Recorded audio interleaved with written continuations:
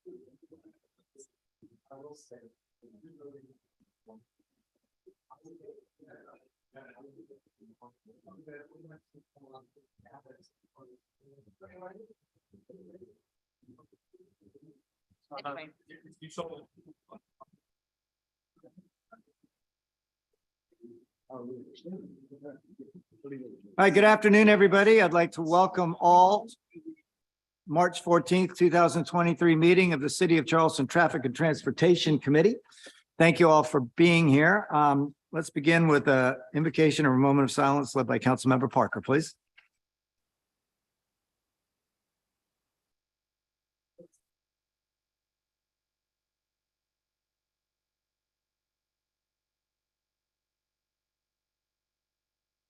Thank you. Before we begin our agenda, just for those of you here or following around home, the members of this committee are Councilmember Gregg, Councilmember Brady, Mayor Tecklenburg, myself, and Councilmember Parker. We'd like to welcome Council Members Appel and Councilmember Shade, who have some interest in our agenda today and will probably play some minor starring roles at some point along the way today. But our committee is the five aforementioned council members with the mayor.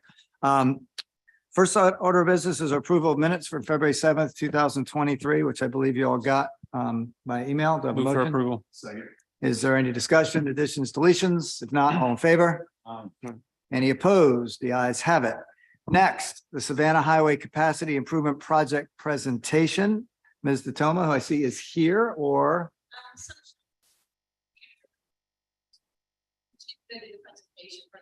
Excellent. Well, come on up if you don't mind. Introduce yourself to the committee and the floor is yours. Thank you for coming.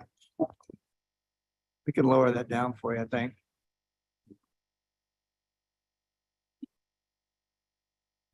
Good. Hi, good afternoon. I'm Sunshine Tricus and I'm Charleston County's project manager for the Savannah Highway Capacity and Intersection Improvements Project. Welcome. Now if we can get technology going. Am I pointing at the wrong thing? I see our team. There we go. Okay. So this project is funded by the 2016 half-cent sales tax. It is one of the feature projects that were presented as part of the sales tax referendum. So at that time, we presented a number of feature projects to the public and invited them to provide their input and feedback on these projects. So the Savannah Highway Capacity Project received over 1,300 comments from the public.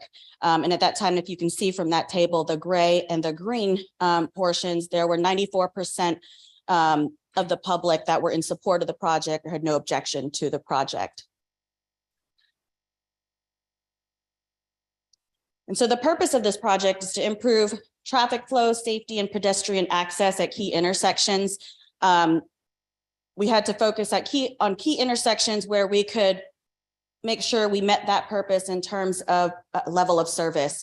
And so we had 5 goals that we wanted to make sure that we met. First and foremost was to relieve traffic congestion on Savannah Highway. Wanted to make sure we improved safety for both vehicles and pedestrians. Wanted to create more connectivity for pedestrians, all while minimizing our right-of-way impacts. And so we were able to identify 3 intersections along the corridor where we were able to meet those goals. And we presented those intersections to the public last year through an online public information meeting. And that was in August and September of last year. And we received over 350 comments from the public. And so I'll go through each of those 3 intersections, kind of go over what those improvements include and the path forward for each. So the first intersection was Savannah Highway at DuPont Road and Stinson Drive. At this intersection, we are proposing a new left turn lane to be added on DuPont Road and also realigning DuPont Road with Stinson Drive, where right now there's a pretty considerable offset between the 2 roads. We'll be adding in a new sidewalk along DuPont Road within the project limits and adding in high visibility crosswalks at all 4 legs of the Savannah Highway intersection. And I've shown below the level of service improvements that's to be experienced with these improvements. So AM peak hour to see 25% improvement in the 2042 build year, and in the PM peak hour, 47% improvement in level of service. So this project was well received by the public, and this project is moving forward with design. The survey is currently underway, and we expect that this intersection will be ready to go to construction around mid next year. The second intersection is Savannah Highway at Wapu Road. At this intersection, we're proposing a new right turn lane on the southbound Wapu Road approach to Savannah Highway. We'll be removing that concrete median that exists there now. And we'll make that safer for pedestrians and vehicles there, making that right turn. We'll be adding in a new multi-use path connection that'll go from the West Ashley Bikeway to the West Ashley Greenway.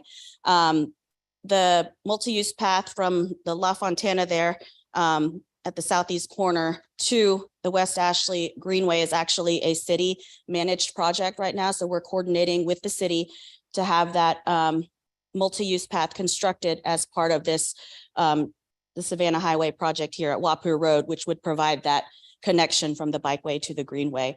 And similar to DuPont Road, we'll have high visibility crosswalks for all 4 legs of the intersection at Savannah Highway. Then the last one was the Avondale area improvements, and these include the realignment of Magnolia Road so that the approach is more perpendicular with Savannah Highway. It'll create this little pocket parking area so that those vehicles will no longer have to back out straight into oncoming traffic. And then the realignment of Avondale Avenue with Nicholson Street, where those 2 streets will now become one signalized intersection. We'll be adding in landscaped medians within this area, and then reversing the direction of Alicia Alley. And that's so that those vehicles that go down Alicia Alley will have safe access to an intersection where they can be able to make those left turns safely onto Savannah Highway. You can see there at Daniel Road where Alicia Alley currently has access to Savannah Highway now. It will become a landscaped median, so they'll no longer be able to make those dangerous left turns onto Savannah Highway there. So reversing that direction will provide a safe access there at the new intersection. And so just to rewind a little bit on how these improvements came about, early on in this project, the city brought this concept to the county. I believe it's one that was developed through the planning processes that the city had, because it helped to achieve some of the long-term goals that the city had for this Avondale district. And so the county took that this concept and did some traffic modeling, and we found that it does provide considerable improvement in level of service. And you can see that there on the bottom tables where we've got the level of service tables, and you can see we've got in the 2042 design year, they would go from level C, D, and F to A's and B level of service. And so we presented this to the public last year and got the most number of comments on this intersection, most of which revolved around property impacts due to the realignment. A lot of concern over the building at 2 Avondale Avenue, and also Blessed Sacrament's property there. There's a triangular piece of property at the approach of the newly realigned Avondale Avenue. And that piece of property is owned by the church, and they lease that space to the commercial building, and they receive income from that property. But I know since that time, the city has been engaging with the property owners. Mayor Tecklenburg met with the diocese to help kind of talk over a lot of the concerns that they had. And then more recently, we had a county town hall meeting where we heard some additional concerns from the Avondale and Burnsdown neighborhoods. I think a lot of those concerns revolved around an increase in cut through traffic that they believe that this realignment would facilitate. So we don't think that I think part of it is when you improve the traffic flow on Savannah Highway, that in itself would help to alleviate some of that cut through traffic that they experience now, because you're going to have better traffic flow, and people are more encouraged and incentivized to stay on Savannah Highway versus wanting to cut through those side roads. I think also another concern that we heard is providing that new signal there provides now a way for more residents of Burnsdown to be able to cross over and use Riverdale or Avondale to get to Highway 61. And we believe that they're already currently doing that, but they're just doing it in an unsafe manner without a signal there. So, but we did hear the public's concerns. And so we're going to do an additional traffic study and kind of look at an origin destination analysis of what traffic is doing now. And with these improvements, what will happen then, just so we can show, at least with data, that there will not be an increase in cut through traffic. And so at this point with this project, the county is on hold with this intersection. We're not moving forward yet at this time until the city is able to secure the right of way that's necessary for the Avondale Road realignment. And I know the city is, we've got an IGA that the city and the county are working through to get this project moving forward. So that's all I have. At this time, it's my contact information, and if anybody has any questions. All right, any questions from any member of the committee? Mayor Tecklenburg, committee first. So, Sunshine, thank you for being with us today in the presentation on the Wapu Road project. It says the sidewalk extension West Ashley Greenway by the city of Charleston. Didn't we come to an agreement with y'all that I guess it originated with us, but y'all, the county is going to actually do the project? Maybe you said that and I missed it. Yes, so the city is actually currently designing the project, and we're working with the city to make sure that those plans get included with construction as part of the Wapu intersection improvement. I see. So y'all are going to actually do the construction part. Yes, sir. That's awesome. Terrific. I just saw it up there on the screen by the city of Charleston. I want to make sure we're clear on that. And then I guess comment on the next one on Avondale Avenue. And I see that red F grade in 2042 with no bill versus a green A grade. I mean, I can't, I don't think I've ever seen that kind of difference in anything that we've ever done to go from an F to A. So I'm going to call this a congestion buster. Who are you going to call? Sunshine. You're the traffic congestion buster. I've never seen that before. That's remarkable. And I know there's still a few concerns about this, but I think that right there tells us that we need to figure this out, work those things out, and try to move this forward. Thank you so much. Any other questions from any member of the committee? Councilmember Brady? Yes, and thank you, Devery and Sunshine for being here today. So just on the Wapu Road one, is there a projected start time for construction if we had like a best guess estimate? Because I know I represent this area along with Councilmember Appel, and obviously our mutual constituents along with our county council counterparts would love to know when they can expect at least some movement on it. Yes, sir. So this intersection is actually moving forward as well, similar to DuPont Stinson. So the survey is also underway, and we'll move forward with design. And we look to have this go to construction, maybe even with DuPont Road next year, around mid next year. That would be our goal. Great. Thank you. Thank you, Mr. Chairman. Sure. Any other member of the committee? I've got can you go back to Magnolia and that whole area there? So can you explain to me a little bit how that intersection at Magnolia with the realignment works with that traffic light? Can you take a left if you're going towards town onto Magnolia? Is there going to be a left turn signal there, or do you have to continue on the southbound lane straight? From Savannah Highway going into town. So currently right now it is shown without an access, a left turn onto Magnolia. So as of right now, the way this concept is planned, they'd have to go to the new Avondale realignment and make their way. Or you can turn left further. Or before that on, yes, sir. Okay. Huh. Maybe you put a to Magnolia Road left turn at that sign at that prior intersection. Yeah, because if you're going to get the full traffic busters the mayor wants, I think if everybody traveled through and went to that new signal, you might get some backup there.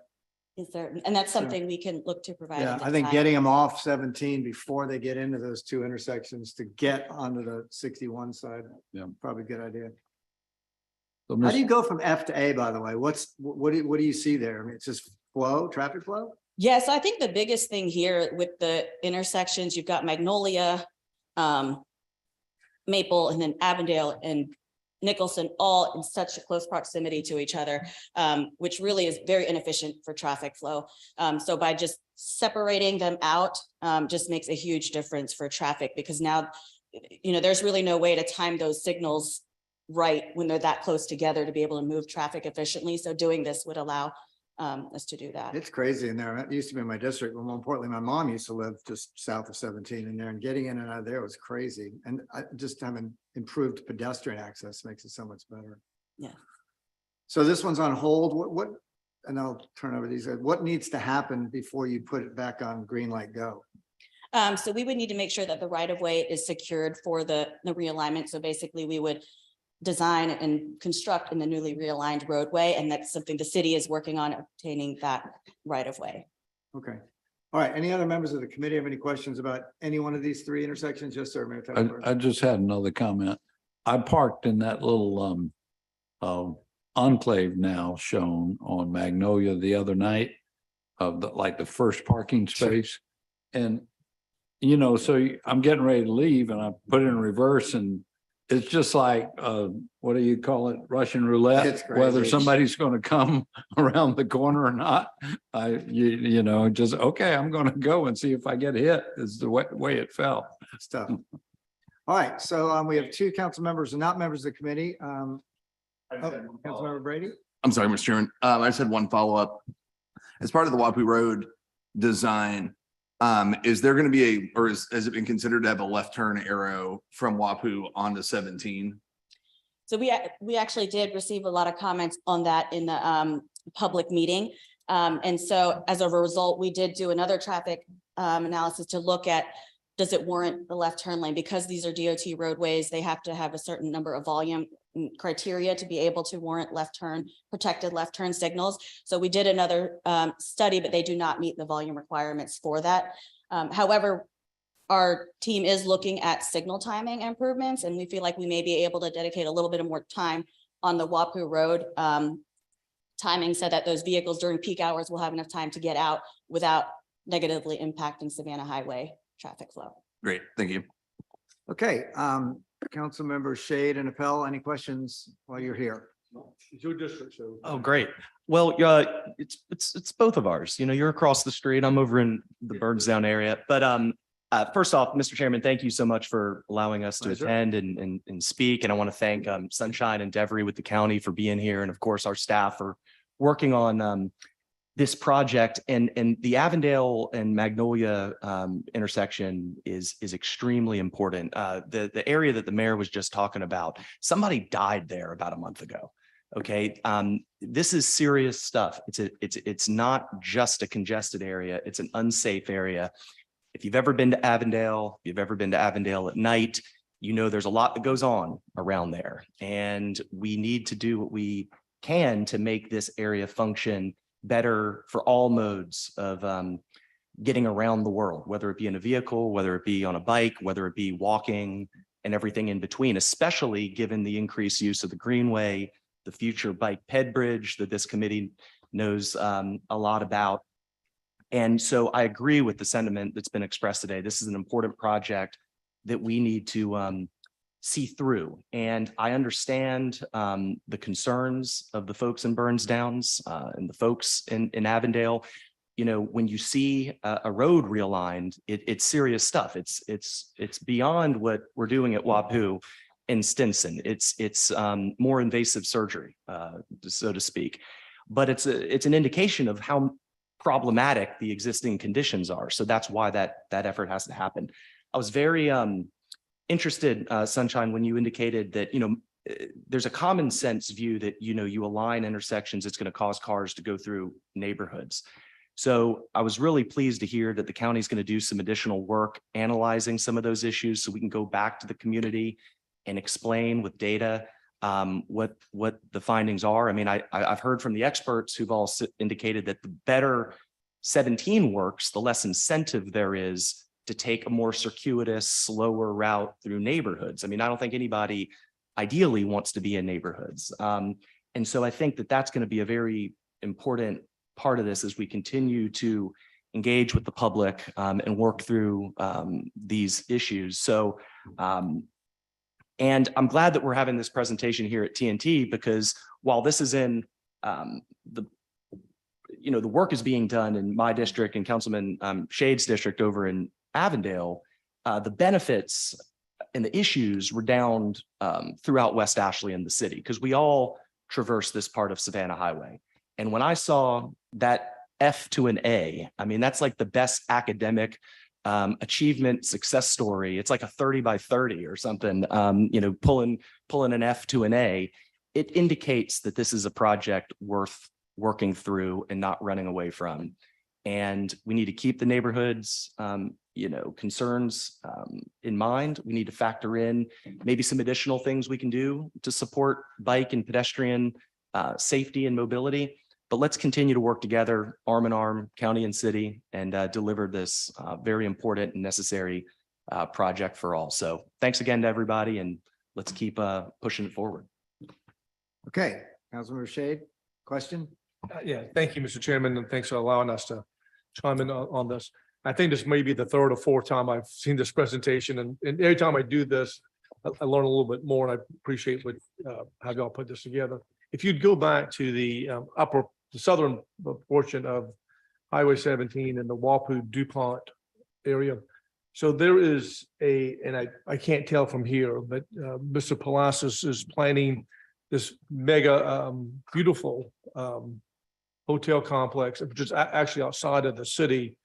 So are some of these improvements taken in consideration, those plans that Mr. Palacios is putting together? You're nodding yes, I presume that's Yes, we are in communication with them, so they're aware of this project, and we're working together to make sure that their improvements don't inhibit ours. So because we had his presentation before the West Ashley Revitalization Commission, and some of the questions that came up about this project was the ingress egress into his complex, his proposed complex. So I'm glad to hear that this is being tied in to that overall anticipated project, and we're still working on getting them into the city, but we haven't gotten that far yet. And then the second part, if you go back to the Magnolia Avondale, in to the points I think that the mayor has made, or Councilmember Pell may have already addressed this. The F to an A is a congestion improvement. We've talked a little bit about public safety, but how would you rate this from a public safety component, not a congestion component? Would you give it the same type of rating or not? Yes, for both vehicles and traffic. Is that, like I said, now there's no signalized intersection at Nicholson. So those vehicles, the quickest way to get from Burns down to 61 is through, Avondale. So they're taking pretty risky left turns to try to do that now. And so by providing this signalized intersection, they'll now have a safe means to do that. And even from a pedestrian standpoint, I think there's, one crossing over here by Magnolia and another one by Avondale, but now all four legs at this new intersection will have the high visibility crosswalks, and the same for Magnolia. Those three legs will have those high visibility crosswalks. So push buttons so that they can get across safely. And in sense, you said that and people forget about this, but Avondale is a clear cut through to get to Highway 61. So if you were on this side of it, whether or not you've realigned this intersection the way that we've got it proposed, or you leave it alone, you still have this cut through to get from Highway 17 through the heart of Avondale. And we've been working with the county over in District 9 with Donahue and Charleston Estates on Old Town. And this intersection reminds me of that particular intersection at Donahue and Charleston Estates and Old Town Road is not a square T. And so the county plans to improve that intersection are very similar to these plans of squaring that off, because the number of accidents that we have of folks coming out of either one of Charlestown Estates right by the entrance to Charlestown Landing is because that intersection is not aligned, and the county's plans to square that off are going to have a huge improvement, which is a pure safety issue. And so we can talk a lot about congestion, about that particular intersection on Old Town Road. But also I think that what's critically important and y'all have mentioned this as Russian roulette, Mayor, but mentioned this, that on Savannah Highway, the improvements on here may save someone's life. It may save someone from having a very serious injuries, being hit on Savannah Highway.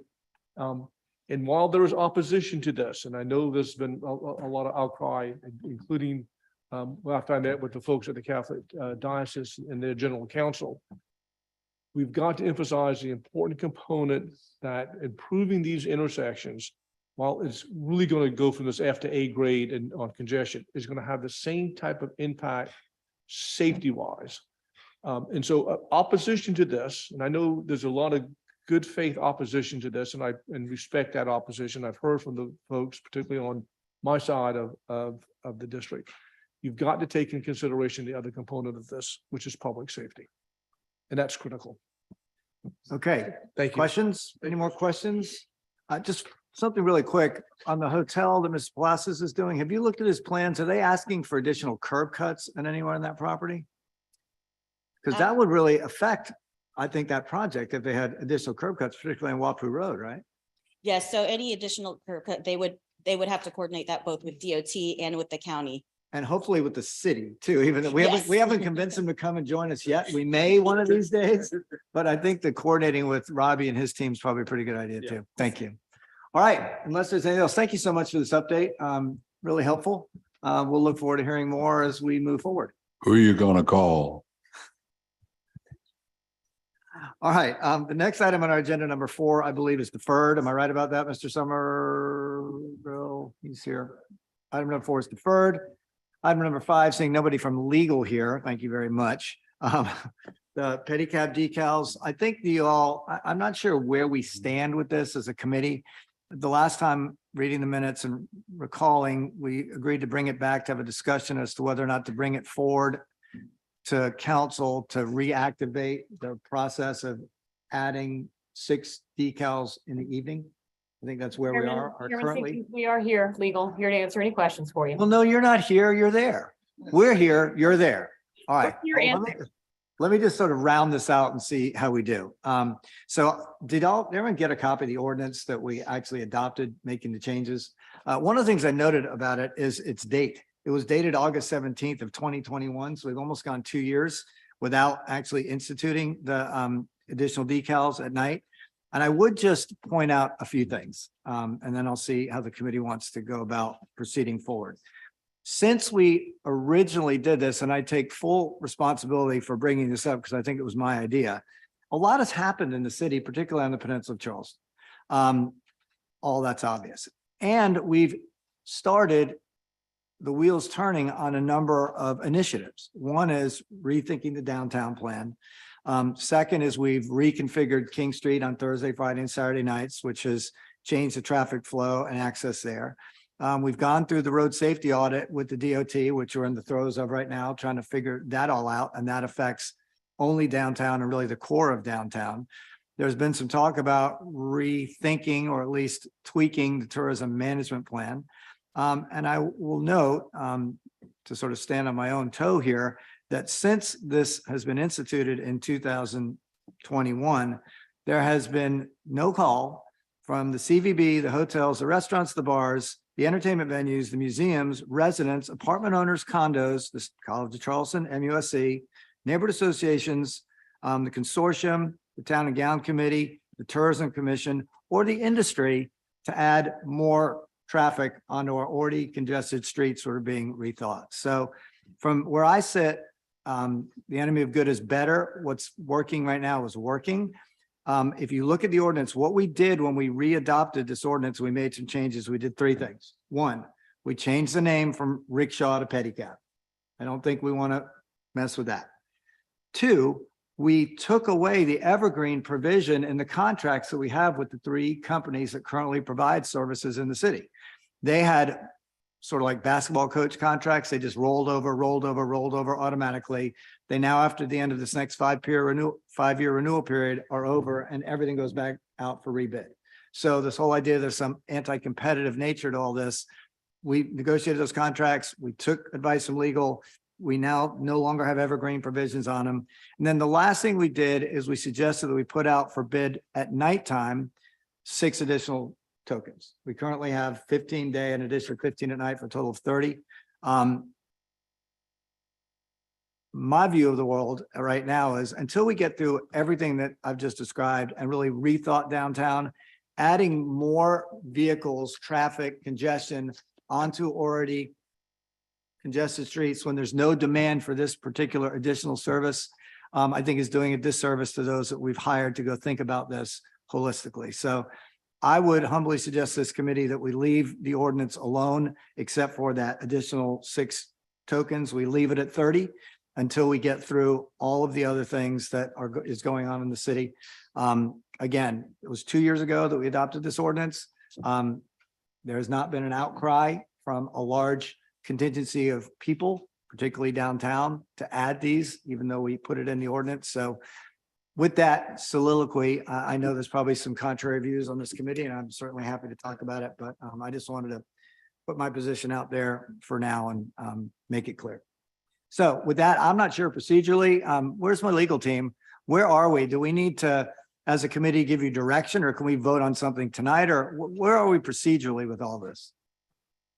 Good afternoon. I'm here for Melissa. I think we're waiting on some direction from y'all in terms of whether we're looking to amend this further or not. All right, well, I'm going to turn it over to the committee, having said my piece.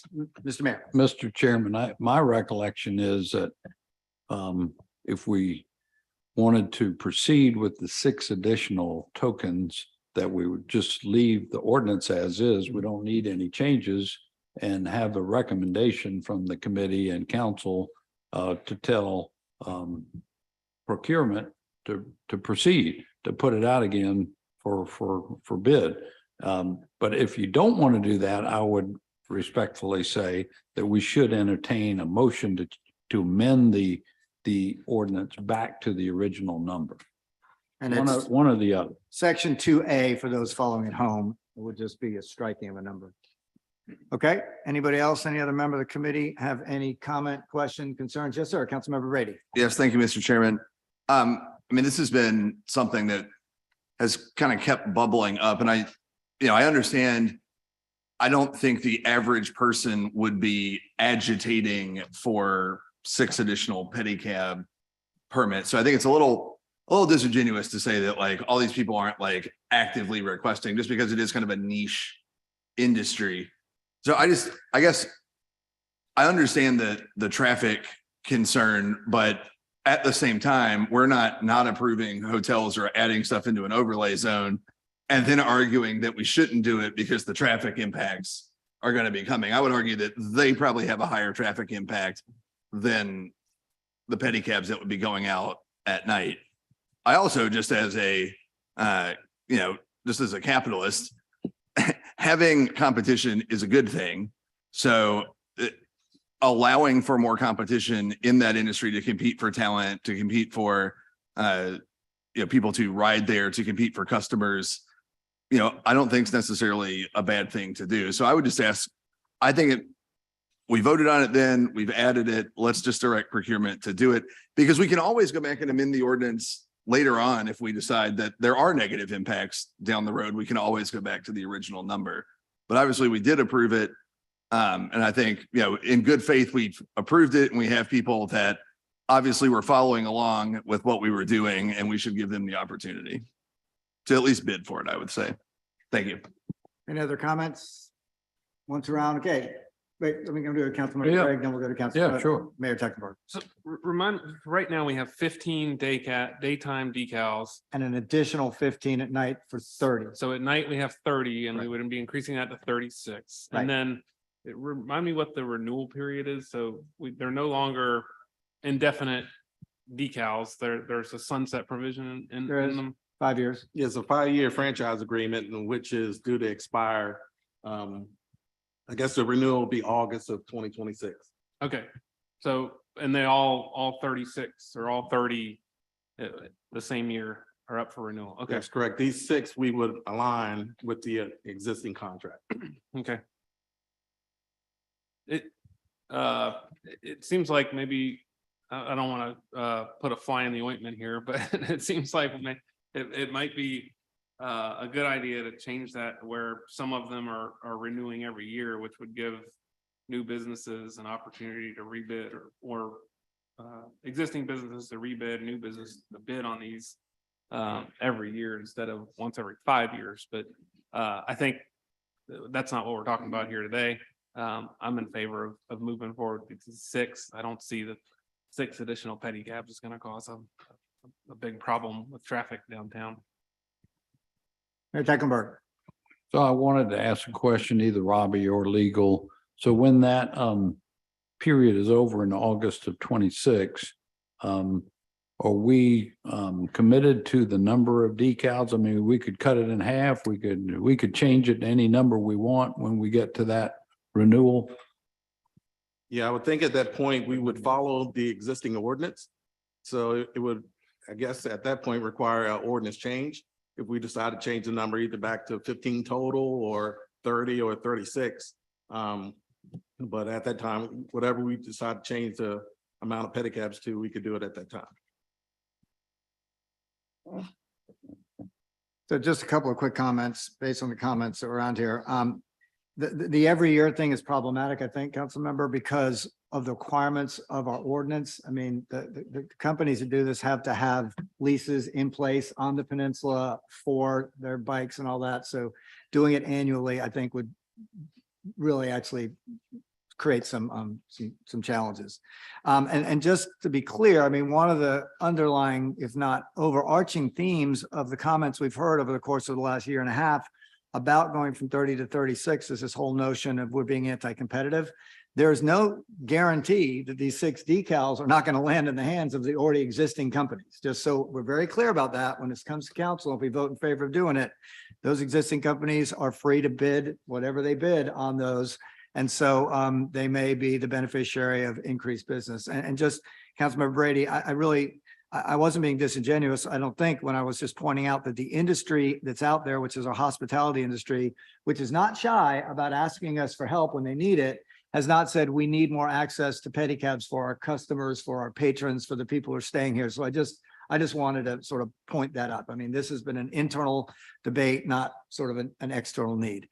So with that, if there's not any other comments, is there a motion from this committee to take up for debate or vote so we can pass it on through legal to city council? Yeah, I would move that we move forward with recommending that the 6 extra decals go to procurement. Second. Okay, we have a motion and a second, which would just basically, for legal's purposes, be leaving the ordinance alone. Any discussion? All in favor? Aye. Any opposed? Aye. The ayes have it.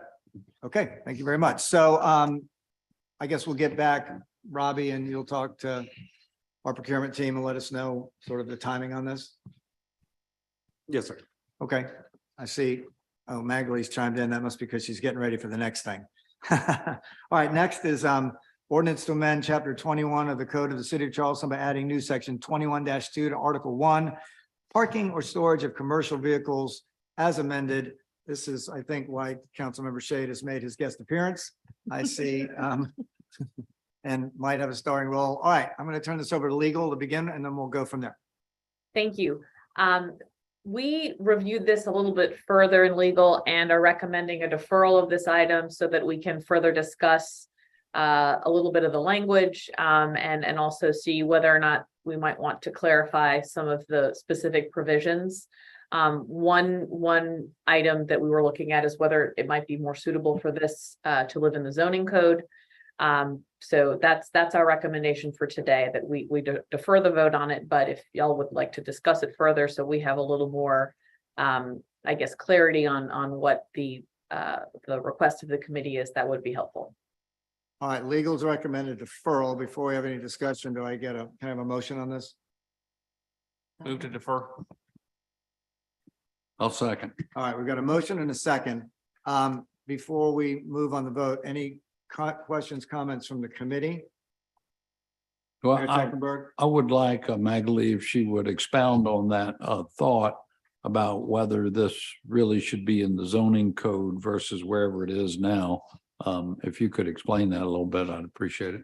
Certainly. Basically what we currently have would be in the city of Charleston code.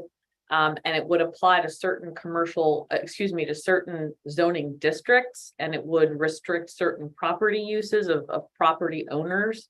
Of private property in those districts. So I think it would make more sense to include the definition of commercial vehicle within the zoning code so that we can narrow down the zoning districts to which this would apply. And be a little bit more specific about the parameters of what is permissible and what would not be. Any other questions, comments from the committee? All right, Councilmember Shade, I'm going to give you a couple minutes here. Yeah, thank you. And the question came up about this being a zoning issue, and y'all may not remember this, but that was sort of the initial impetus I had on how to address this. So we've gone through several variations of this particular ordinance. We tried to simplify it and sort of cut it back to make it very clean and straightforward. But I like the idea of looking at it again from a zoning perspective that has a little bit more of an impact, I think, on it. There's going to be an arm wrestling match as to what department is going to enforce this. And so I know that our TNT department really does not have the manpower to be effective in enforcing it as it stands right now. So maybe this will give us more input as to manpower answers as well, if we style this in a zoning component as opposed to how it's written right now.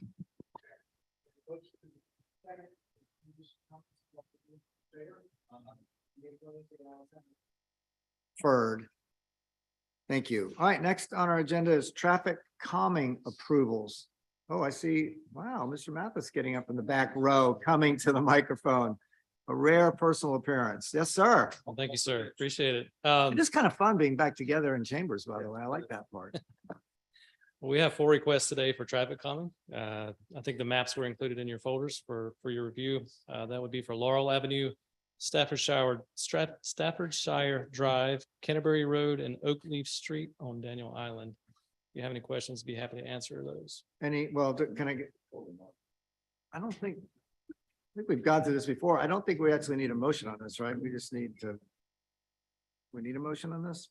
No, just approval of the committee. Okay. Any questions or comments? I have a question, which I always do whenever we go through traffic calming with these 4 new. Where do we stand with budget as opposed to applications for traffic calming? Yes, sir. We're pretty good. We're at the beginning of the year, so we haven't spent a whole lot of money yet to this point. So we're pretty good with our budget as of right now. So these 4 on here, how much money do those represent roughly, do you suppose? Probably in the $30,000 range. And you've got 120, is that what we have for this? It's up to 140 or 150 now. Oh, okay. All right, great. Question, yes, Councilmember Parker. Thank you, Mr. Chairman. Are these calming requests coming as, remember when we talked about this a lot, we had, so this is all being done in a very expeditious, it's pretty quick. So the debate we had was to lower speed limits, remember, and this crazy bureaucratic Yeah. circuitous route we had to take. This is just our internal traffic calming request, which is a lot more expeditious than the lowering of the speed limits. Although it probably could be a little more streamlined, but yes, this is our internal. Okay, great. But process. I didn't know if this was a result of that or we haven't had any of those requests come through yet, but I think that this is, Okay, I need a motion. Thank you very much. Move for approval. thank you. And do I have a second? And there's a second. Any discussion? Yes, sir. But this did come through the neighborhood requests and little petitions and all like that. The neighbors want this, right? Yes, sir. It's met all Okay. all of our requirements, and it's even had fire and police approval as well. So- Great, thank you. Okay, any other questions, comments? Yes, sir. Councilmember Greg. Thank you, Mr. Chairman. What's the timeline for installation, particularly on the Oakleaf one? Now we're wrestling, jockeying for position here. Because if that I noticed that's the last on the list, but it really should be. Yeah, we'll get with our contractors and I'll let you know when the. Thanks. I appreciate it. All right. Any other questions, comments, concerns? All in favor? Any opposed? The ayes have it. And last, but certainly not least, Mr. Lawrence is going to give us an update on the King Street towing program.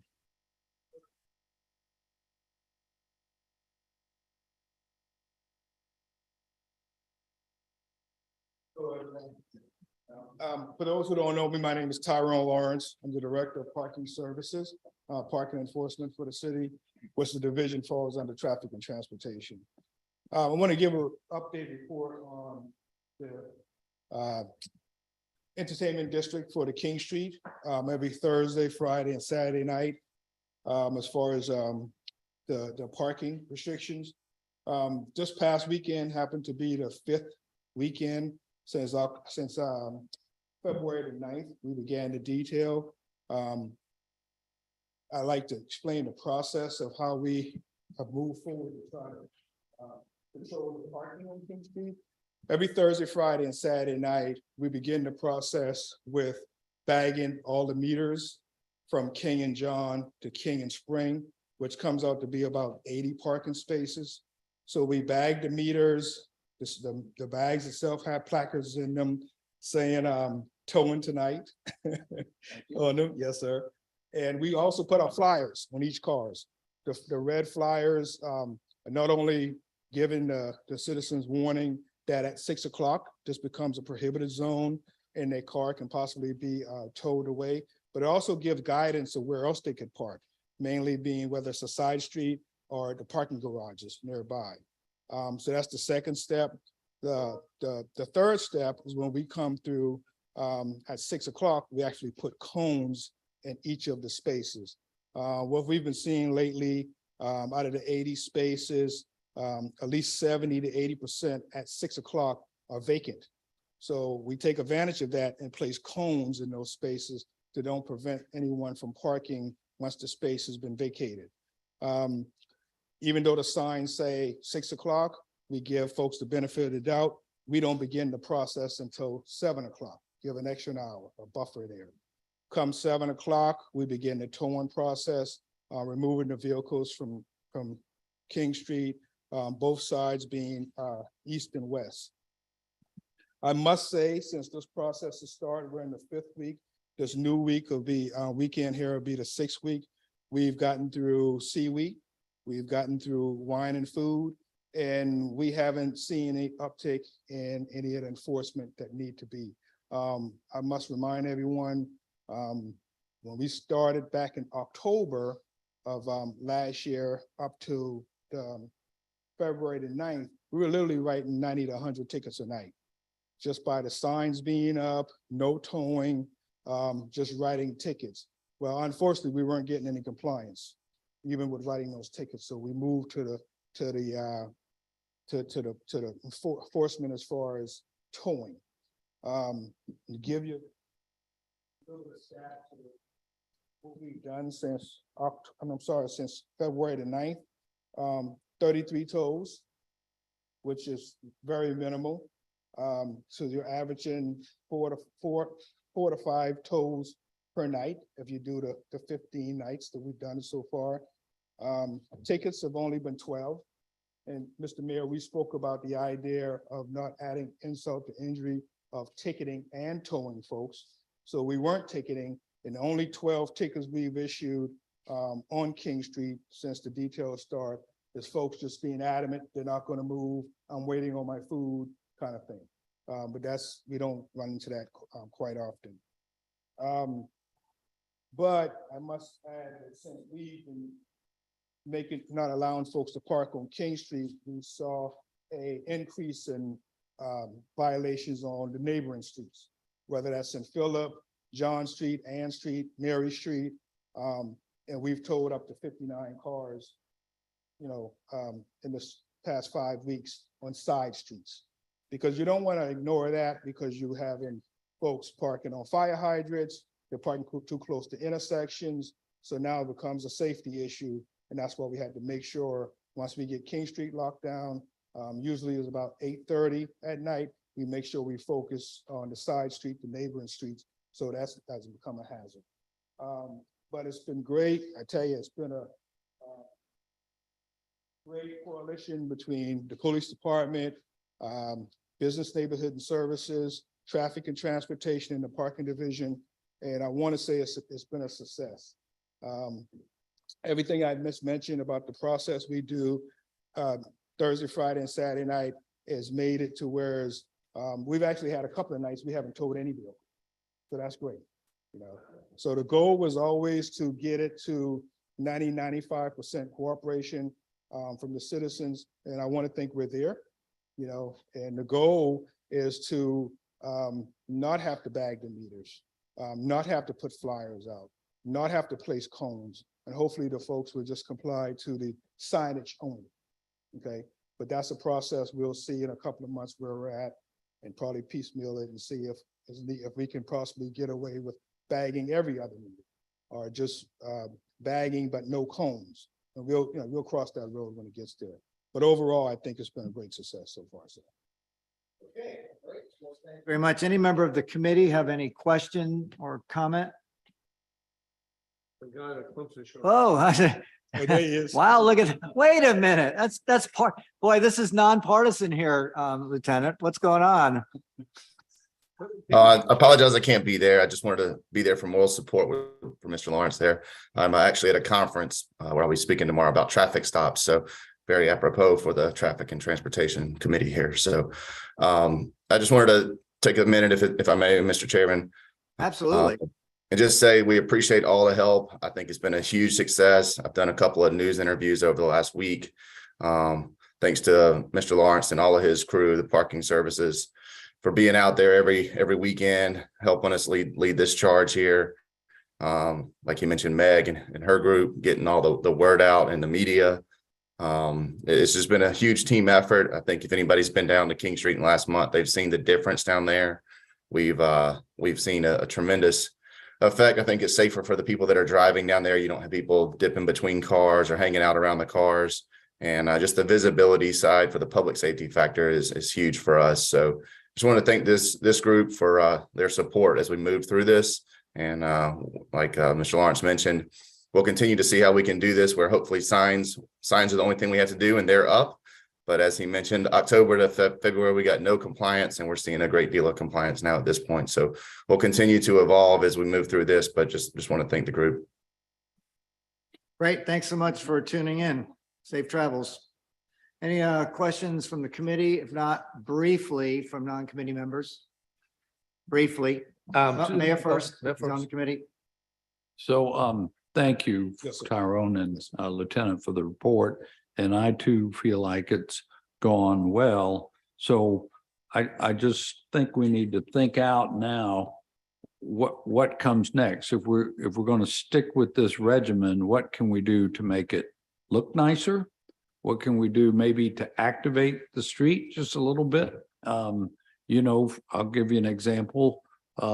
Maybe there should be some valet parking allowed along that side of the street, or ability for someone to pick up their, takeout food, or designate a place or two for those extra 6 bikes that we just that may come out on the street, or allow businesses, to activate the sidewalk a little more, since we have the parking spaces clear.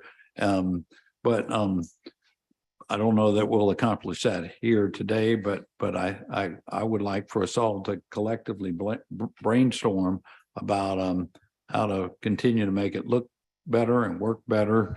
The comment I was going to make was about the construction cones, and I do believe, Tyrone, that even over time with Upper King Street, you always have people coming in from out of town or hadn't been to King Street in a year, and they show up. They're not going to know. So I believe you're always going to need to put something there in the parking space to help deter them from parking there. Could we find something other than a construction cone? Maybe a potted plant? I don't know what the answer is. Something that would look nicer. I mean, it's working, but it almost looks like a construction zone, when you're going down the street now and there's 80 cones down the street. So I don't have the answers, but would like to welcome some conversation and brainstorming about where it goes from here. Any other member of the committee? Councilmember Shade, briefly. Two questions, and have there been any confrontations with any of the owners of the vehicles as the cars are being towed? Oh, I can answer that, sir. No, and I think a couple of things, Councilman, works in that favor. Sad to say, initially, When the parking officers were out there by themselves, yes, there was. I'm a little embarrassed to say they recall every name in the book you can imagine. I can imagine. Yes, sir. And once we realized that it could have possibly turned into something hostile, law enforcement was able to come in and assist us. And the parking officers have 2 off-duty police officers assigned to them on Thursday, Friday, and Saturday nights, and that's helped tremendously. We had 0 problems since. That's good to know. That's it. Second question, has there been any pushback from any of the business owners? I haven't received anything in my office. Meg's on the call. I see Meg She there. Probably would have the most contact with the business owners. Meg? Hi, everyone. So I haven't heard anyone who has pushed back against the program and concept. Something we're talking about the phasing of the program and how this is going to work over time. There is a desire to have it start later. So we're working to see what's feasible and what will still get the results that we want. But it's something that we're talking about as a working group. How can we implement that? But no real negative response from the property owners. No, sir. Thank you, Mr. Chairman. Any other questions or comments? I'd just like to take a moment to Lieutenant Bruder and Mr. Lawrence, Mr. Somerville, and the whole team. It's, if you haven't gone up and watched this operation, it's really pretty good, amazingly efficient operation. And by the way, our staff has been very enthusiastic and sort of happy to be part of it because they've seen what a difference it's made up there. And I think that makes a difference in the whole notion of how people perceive it on King Street. It actually is not this sort of crazy contentious event up there. It's a pretty happy time. And when people realize they got to move their car, they get up and do it. So congratulations. I think that you all predicted with some certainty that this was going to be a positive event for the city. And it has been. Clearly, Mayor, this is an organic process. Okay. Oh, did I say Lieutenant? Sorry. I forgot Captain Bruder. Sorry. My bad. He demoted him because he's wearing his partisan Clemson shirt. That's the problem. Captain Bruder, sorry. No comment.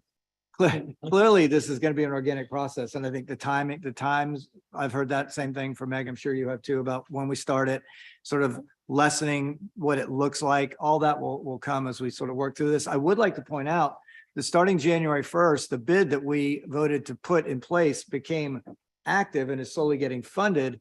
And the first thing that they're going to put out on the streets is their ambassador program. So we will have people walking on the streets, letting people know about this, in addition to the police team that's out there and our parking enforcement officers and our tourism enforcement officers. So a lot of communication back and forth, and we'll get feedback, I think, from the businesses about some ways that we might be able to tweak this. But first and foremost, this is a public safety issue, and Captain Bruder and his team have really gotten behind this. I really was happy to hear. I didn't know that there was a couple of plainclothes officers that were with your team up there to make They're sure. actually in things were- uniform, Chairman. Oh, they're in uniform. They're in Great. uniform, So sir. excellent. So the whole thing is really working great. You ought to go up and watch the operation. It's something, and we'll just sort of see how it goes. All right, we're right on schedule. Is there any other question, comment, anything else that needs to come before this committee? If not, we will call ourselves adjourned. Thank you very much.